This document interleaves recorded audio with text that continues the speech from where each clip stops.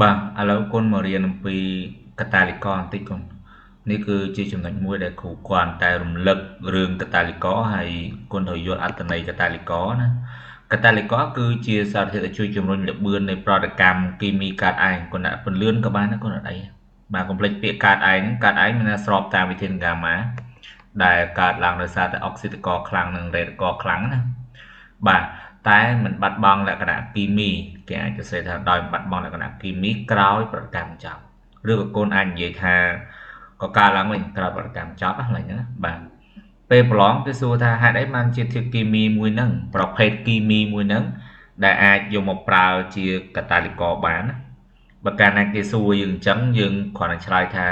ព្រោះតម្លៃប៉ូតាំងស្ទង់ដារនៃគូរ៉េដុករបស់វាស្ថិតនៅចន្លោះតម្លៃ potential ស្តង់ដារនៃគូរ៉េដុកដែលចូលរួមប្រតិកម្មអញ្ចឹងគ្រាន់តែយើងធ្វើការប្រៀបធៀបទេបាទបើសិនជាតម្លៃ potential ស្តង់ដារនៃគូរ៉េដុករបស់វាស្ថិតនៅចន្លោះ potential ស្តង់ដារនៃគូរ៉េដុកទាំងពីរដែលចូលរួមប្រតិកម្មដែលយើងបាននិយាយខាងដើមថាវាជាអុកស៊ីតករខ្លាំងនិងរ៉េតករខ្លាំងណាអញ្ចឹងយើងអាចដឹងថា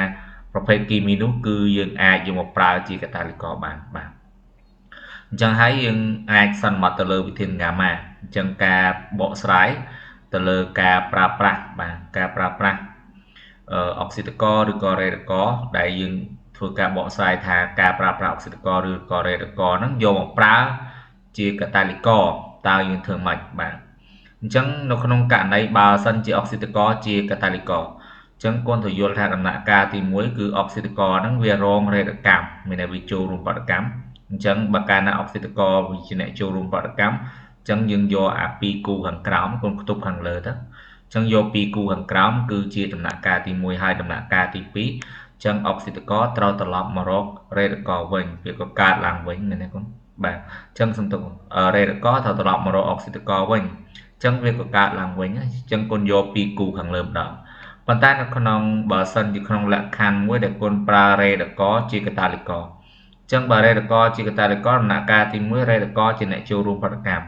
បើកាលណារ៉េតករជាអ្នកចូលរួមប្រតិកម្មក៏យក2គូខាងលើគឺជាដំណាក់កាលទី1ហើយដំណាក់កាលទី2គឺជាការបំលែងពីអុកស៊ីតករ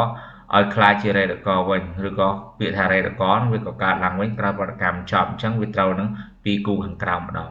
ជាទូទៅកូនមើលកន្លែងហ្នឹងប្រហែលជាមិនទាន់យល់កូនមកមើលអំពីការបកស្រាយខាងក្រោមនៅក្នុងសំណួរទី14នៅក្នុងលំហាត់ទី14គឺធ្វើការបកស្រាយដែលបង្ហាញថាដែក2បូកគឺជាកាតាលីករសម្រាប់ប្រតិកម្មមួយអញ្ចឹងដោយសារដែក2បូកមានតួនាទីគឺជារ៉េតករអញ្ចឹងនៅកាលណាកូនរើសដំណាក់កាលខុសក្នុងប្រតិកម្មនៅក្នុងការបង្ហាញថាវាជាកាតាលីករកូនរើសដំណាក់កាលខុសគឺប្រឡងបាត់ដប់ឲ្យ0ណាបាទអត់មានបានបន្ទូគឺកន្លែងហ្នឹងមានន័យថាស្មើ0បាទស្មើ0បាទអញ្ចឹងគេគូវិធានការម៉ាប្រើ3ជាន់ចឹងមកបាទ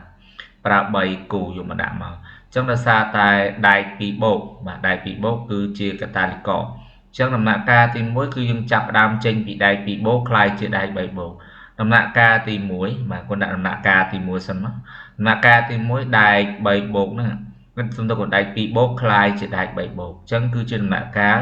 នៅក្នុងលំនាំមួយគឺលំនាំបាទអុកស៊ីតកម្មអញ្ចឹងផ្ទុយយើងខាងលើគាត់វាច្រាស់ក្នុងសម័យកាលខាងលើអញ្ចឹងគាត់យកខាងលើហ្នឹងគឺជាដំណាក់កាលទី1នៃការបកស្រាយបង្ហាញកាតាលីករដំណាក់កាលទី1បានគាត់អញ្ចឹងយកឥឡូវមកសរសេរមកឲ្យបានសម័យកាលតលយៈកាលមួយសិនបាទគាត់ដាក់មករ៉េតកម្មដោយសារទឹកអុកស៊ីសែនបាទវារងរ៉េតកម្មអញ្ចឹងហើយកន្លែងហ្នឹងគ្រូផ្លេចដាក់ថែម2អេឡិចត្រូនទៀតណាអញ្ចឹងកន្លែងដែក2បូកក្លាយជាដែក3បូកអញ្ចឹងវារងអុកស៊ីតកម្មវិញគាត់បាទអញ្ចឹងខាងលើផ្លេចដាក់2អេឡិចត្រូនដោយសារសម័យកាលហ្នឹងកូនទៅថ្លឹងវាក្នុងមច្ឆាអាស៊ីតអញ្ចឹងហើយបានខាងដើម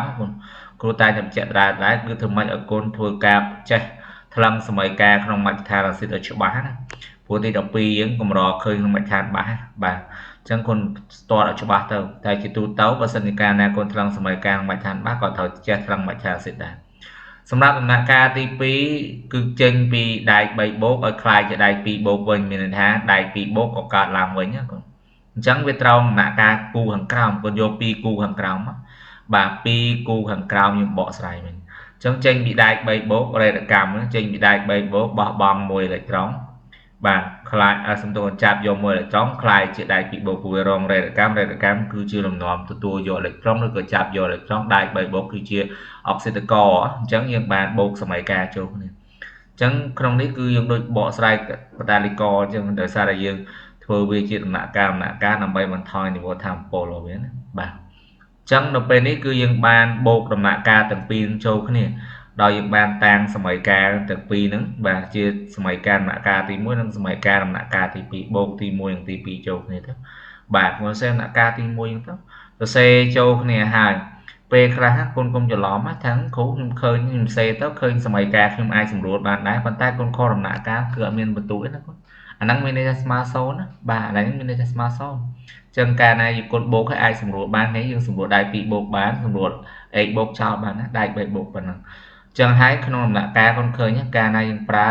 ដៃ2បូកជាកាតាលីករដំណាក់កាលទី1ដៃ2បូកចុះដំណាក់កាលទី2ដៃ2បូកវាក៏កើតឡើងវិញបាទអរគុណច្រើនកូន